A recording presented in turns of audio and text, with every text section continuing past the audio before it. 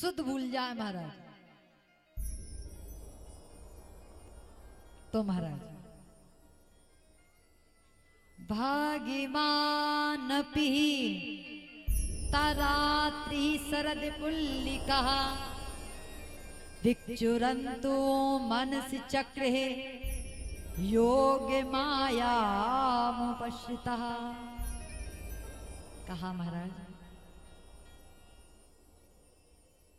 शरद पूर्णिमा की रात्रि आई, हेमंत ऋतु आई महाराज, बड़ी सुंदर हवाएं चल रही हैं, रास का प्रसंग महाराज इतना पावन है, इतना अद्भुत है महाराज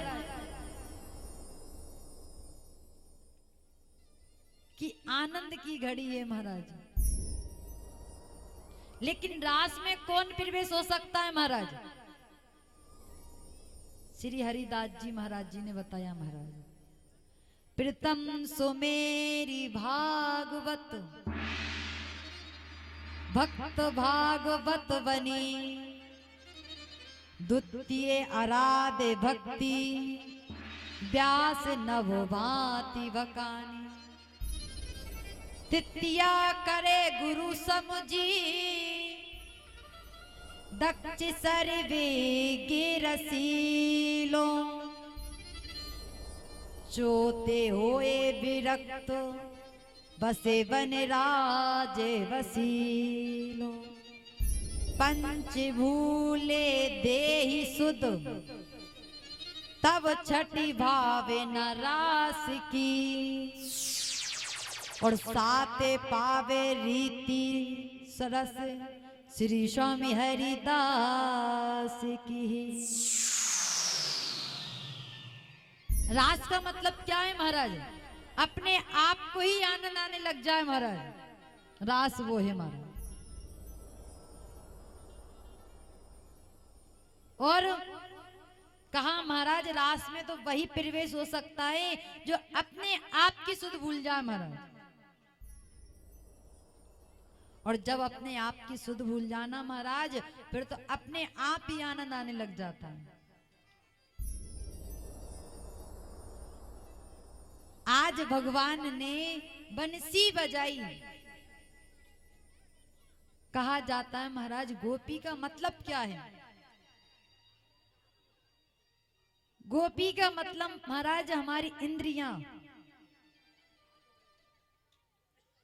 जो हमारी इंद्रियां हैं जो भगवान का रसपान करने लग जाए, हमारी आंखें भगवान का दर्शन करने लग जाए, हमारे कान भगवान की चर्चाएं सुनने लग जाएं, हमारे हाथ अच्छे काम करने लग जाए, हमारी वाणी भगवान का भजन करने लग जाए, तो समझ जाना महाराज गोपियों का भाव आने लग गया।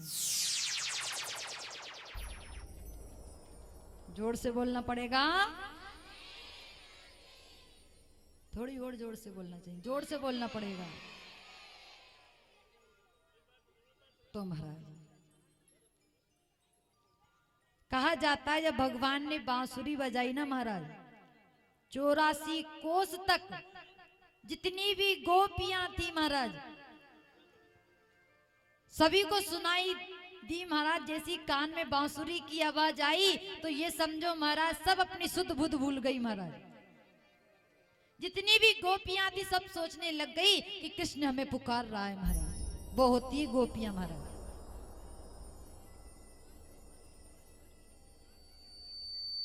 लेकिन आज भगवान ने बांसुरी बजाई पेली तो उसमें श्री वृषभान जी को बुलाया महाराज। हे राधे वृषभान भूपतने गंधर्व की मोहिनी, हे कृष्णाना पंकज भ्रमरी के प्राण प्रिय माधवी, हे वृंदावन नगरी गुण निधि दामोदर प्यायसी, हे श्री ललित के प्रियतम प्राण दिके पदिमा। कहा महाराज भगवान ने केवल गोपी का नाम लिया महाराज, डायरेक्ट नहीं बोला कि राधा रानी यहां पाओ रास में, लेकिन भगवान ने बड़ी गोपी के नाम से राधा रानी को पुकारा।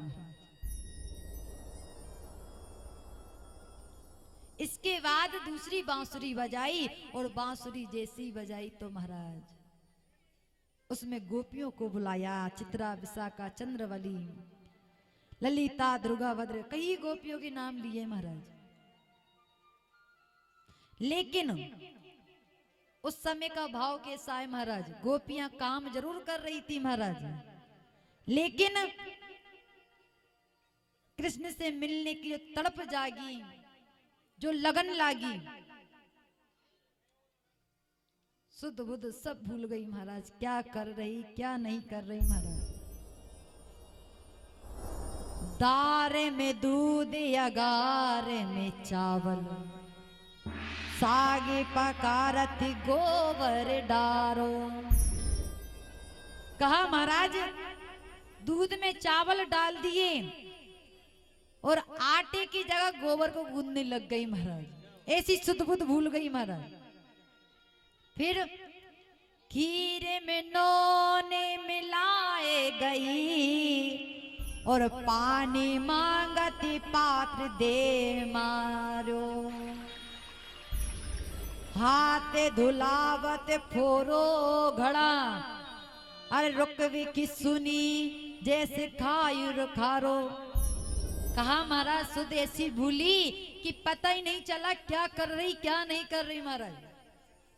एक सखी अपने पति को भोजन करा रही थी महाराज, और भोजन कराते कराते जैसी बांसुरी की आवाज कानों में पड़ी तो शुद्ध बुद्ध भूल गई महाराज। पति देव को भोजन कराती कराती दौड़ पड़ी महाराज।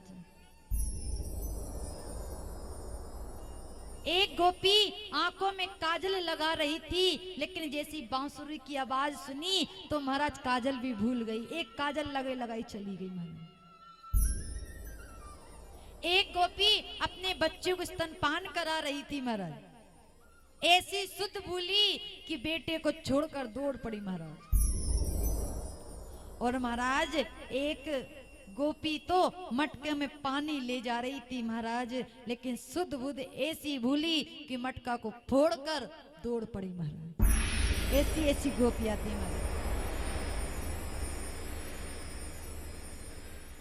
अपने काम धाम को छोड़कर केवल कृष्ण के पीछे दौड़ पड़ी महाराज। और लेकिन कहा जाता महाराज कामदेव बड़ा ही परेशान करता है महाराज। लेकिन आज सबसे पहले भगवान ने परीक्षा ली माताओं की, गोपियों की, कि पक्की है या कच्ची है महाराज। आज बड़ा स्वागत किया महाराज। स्वागतम वो महाभागा प्रिय किम करवाणी कहा, ब्रजशानुमयम कंचिता ऋतुगमनम कारणम। कहा महाराज आओ देवियों आपका स्वागत है। गोपियां गदगद हो गई महाराज। श्याम ने बंसी मधुर बजाई, श्याम ने बंसी बजाई, श्याम